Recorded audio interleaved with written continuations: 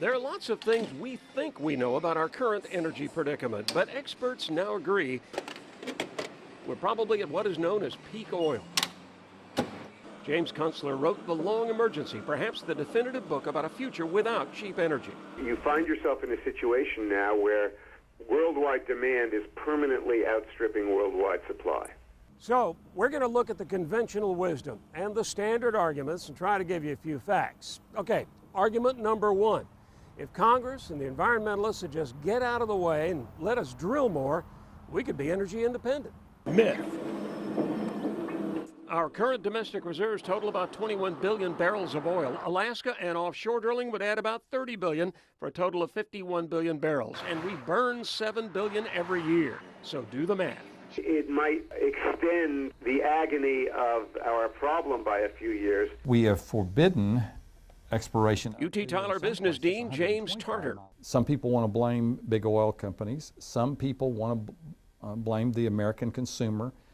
And there's a lot of fingers that point back to the political tension and stalemate in Congress. All right, argument number two. It's a problem of refining capacity. Why? We haven't built a new refinery in this country in the last 30 years. Partial myth. We've actually doubled refinery capacity in the last 15 years by expanding current facilities. And we're currently operating at about 85%, and refining is where the profit is, up to 99 cents on every gallon of gasoline sold. Refineries in the southeastern part of the United States may be under capacity by 20 to 25% right now. Argument number three. If we exploit oil found in shale and tar sands, we'll have plenty. Partial myth. Shale oil is indeed abundant, but it requires massive amounts of water and energy, two things that will be scarce. But think of the amount of energy it takes to convert a unit of that Athabasca tar sand into fuel. All of those are possible, but we're really going to have a concerted effort towards that. Argument number four. It's those darned oil traders who've driven up the price. Partial myth. Those commodity traders are looking, what is the price of a barrel of oil going to be at some future point in time? Argument number five. Alternative sources of energy will fill the gap. Myth. We're not going to run Walt Disney World and Walmart and the interstate highway system on any combination of solar, wind, tar sands, shale oil, used French fried potato oil, nuclear, you name it. Well, last night we laid out our energy future, and it's both complicated and expensive. Now, how will that change an entire culture built on cheap energy? That story tonight in Oil Myths, Oil Facts, a CBS 19 I-Team investigation. I am Oz, the great and powerful. You know, there is no wizard sitting there behind the curtain waiting to solve all our problems for us. We are experiencing the beginning of the end of cheap energy. So how will our world change? All right, first, personal transportation. Now, we're spending a lot of time these days talking about smaller cars, alternate fuels, but is that really the answer? Is it even the right discussion? Author James Kunstler says no. We have a big to-do list of other things that we have to pay attention to, not just how are we going to run all our cars. Because the truth is, we're not going to run all the cars by other means, whether we like it or not. If you can't get gas... Dr. Jim Tarter, Dean of UT Tyler's Business School. Where is the tipping point at which we consider using a bicycle, carpooling, using mass transportation? When it comes to travel, forget planes. Think trains. No other project that we could do right away with a high likelihood of success would do more to mitigate our oil consumption than restoring the passenger railroad system in America. Large-scale agriculture depends on cheap natural gas and diesel. We're going to have to make new arrangements for growing our food closer to home. It will probably require more human attention. It will probably have to be conducted on a smaller, finer scale, and we're completely unprepared for these changes. We're going to see as much concern about a loaf of bread, a gallon of milk, as we are now feeling about a gallon of gasoline. And our cities will change. In my opinion, we're going to see a radical contraction of all of our great metroplexes all over North America. Gaze into the crystal. So we have two visions of the future. What's this I see? Dr. Tarter is hopeful. there's probably some coalition that if we could unburden ourselves from the political ramifications, could look at this, Boone Pickens said, address it like the Manhattan Project. Kunstler's view is darker. How are we going to produce our food differently? How are we going to reorganize commerce and trade when the national chain big box organizations die, which they will? How we're going to get around the large continent of North America when the airlines fail, which they are now doing? How are we going to educate our children when the centralized school districts are based completely on the yellow school bus fleets? There's a long list of daily activities that are crucial to the future of our society, and we're just focusing all our energy on how we're going to keep this happy motoring system going, and it's simply not enough. So guys, we have two alternate views of a society without cheap energy. And without being too dramatic about it, which one we end up getting depends on the choices we make now. Back to you. Yet when we saw that the two biggest auto insurers in our state were asking for a rate increase, we wondered why, and the answers kept changing. It's rate hike headaches, a CBS 19 I-Team investigation. Allstate and State Farm Insurance want more money, and Texas drivers are providing. Big rate increases that are going to hit the pocketbooks of everyday Texans who are already strapped for cash. The two largest auto insurers in the state have both made rate hike requests, and under Texas law, they can start charging now before the state gives them approval.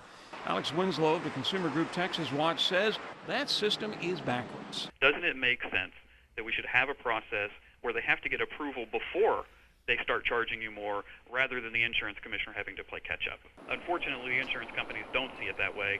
They like being able to go get your money and fighting the insurance commissioner for years, oftentimes, before they ever have to give you back a dime, and most times they end up not having to give you your money back. Allstate began charging up to 5.5% more in July. State Farm will begin collecting as much as 7.3% more this fall.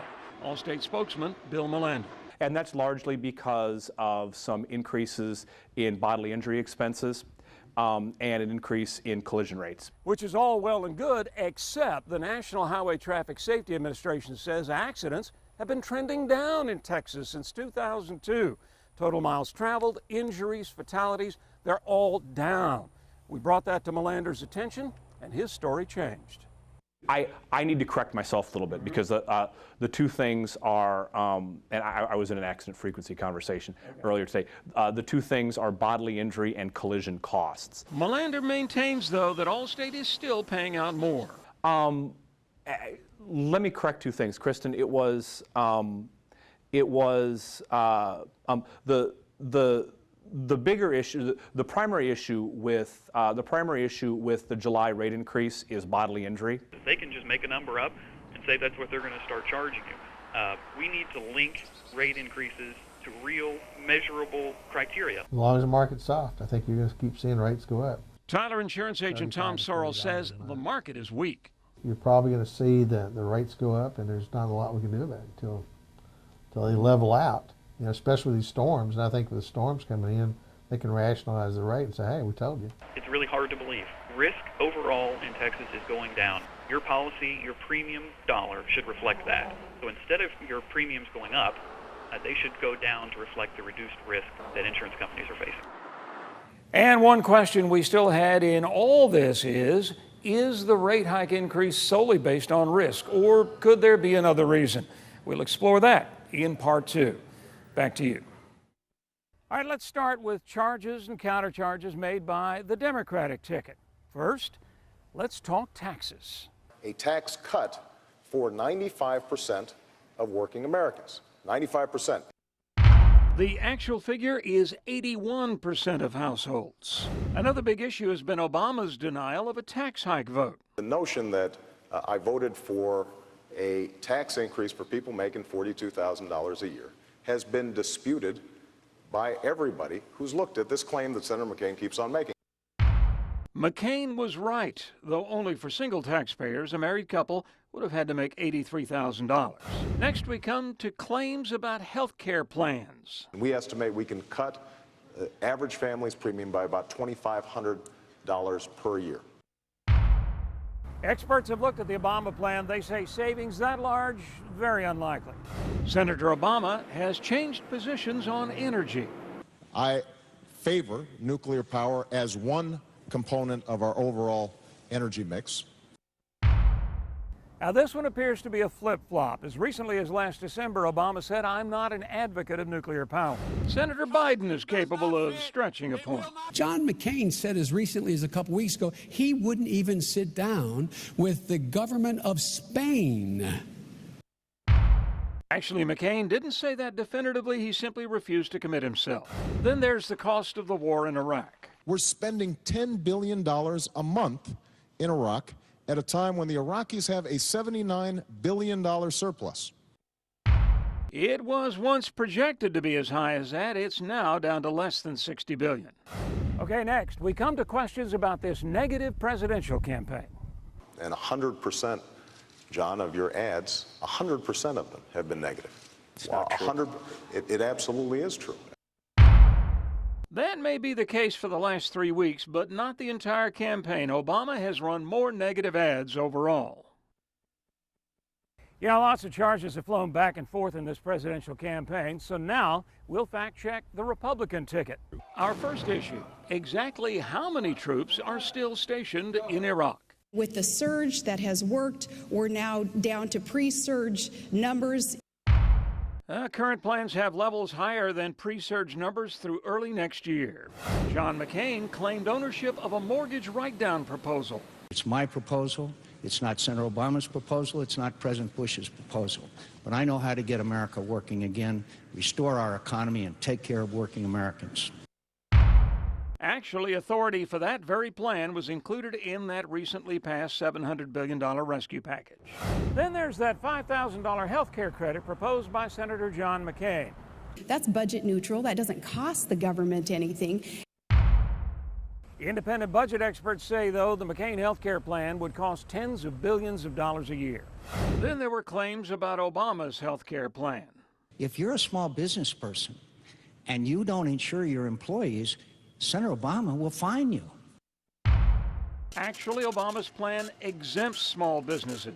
Small business owners are a target for both campaigns. You're forgetting the millions of small businesses that are going to fit into that category. So they're going to be the ones paying higher taxes. It turns out there are only several 100,000, not millions of small businesses, and most of them don't make enough money to be taxed out of business by this plan. But during the debate, McCain tripped up on one of his signature issues, special appropriations earmarks. It's only $18 billion. Do you know that it's tripled in the last 5 years? In fact, earmarks have decreased sharply in the last 5 years. And on the subject of energy, we're sending $700 billion a year overseas to countries that don't like us very much. Well, actually, we're spending about $536 billion this year, and a third of that goes to friendly countries, Canada, Mexico, and the UK.